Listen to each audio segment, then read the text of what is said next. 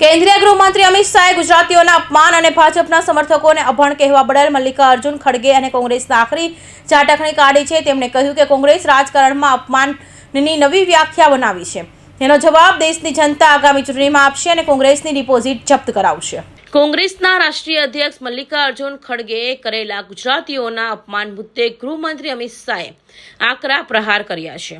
અમિત શાહે ખડગે અને કોંગ્રેસ આડે હાથ લેતા કહ્યું કે દેશની જનતા જવાબ આપશે અને ચૂંટણીમાં કોંગ્રેસની ડિપોઝિટ જપ્ત થવાની છે। કોંગ્રેસ અધ્યક્ષ મલ્લિકાર્જુન ખડગેએ ગુજરાતીઓ ઉપર કરેલી ટિપ્પણી ભારે પડી છે।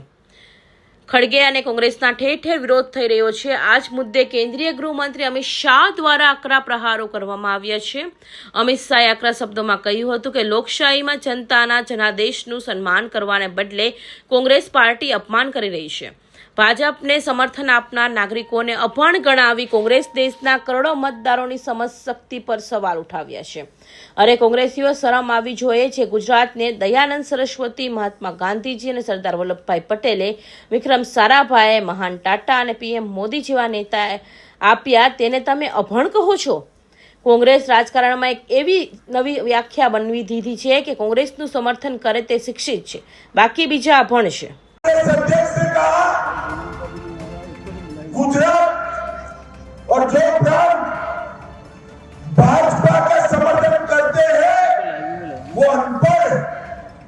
अरे कांग्रेसियों, शर्म आनी चाहिए। जिस गुजरात में दयानंद सरस्वती, महात्मा गांधी, सरदार वल्लभभाई पटेल, विक्रम साराभाई, महान टाटा और नरेंद्र मोदी जैसे नेता दिए, उस गुजरात को आप अनपढ़ कह रहे हैं। कांग्रेस ने नहीं देखा रही है,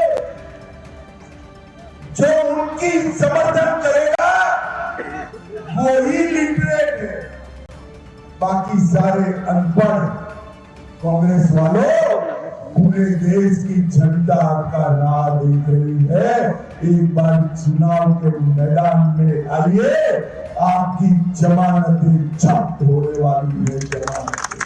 મલ્લિકાર્જુન ખડગેએ ચૂંટણીના ઉમેદવારમાં આવી આ નિવેદન 5 એપ્રિલના 2026ના રોજ કેરળના ઇડુક્કી જિલ્લામાં એક ચૂંટણી સભાને સંબોધતા આપ્યું હતું, જ્યારે તેઓ કેરળ વિધાનસભા ચૂંટણી માટે પ્રચાર કરી રહ્યા હતા। ખડગેએ કેરળના મતદારોની પ્રશંસા કરતા વડાપ્રધાન નરેન્દ્ર મોદી પર નિશાન સાધતા અંગ્રેજીમાં કહ્યું હતું કે કેરળના લોકોને ગેરમાર્ગે દોરશો નહીં, તેઓ ખૂબ જ હોશિયાર અને શિક્ષિત છે।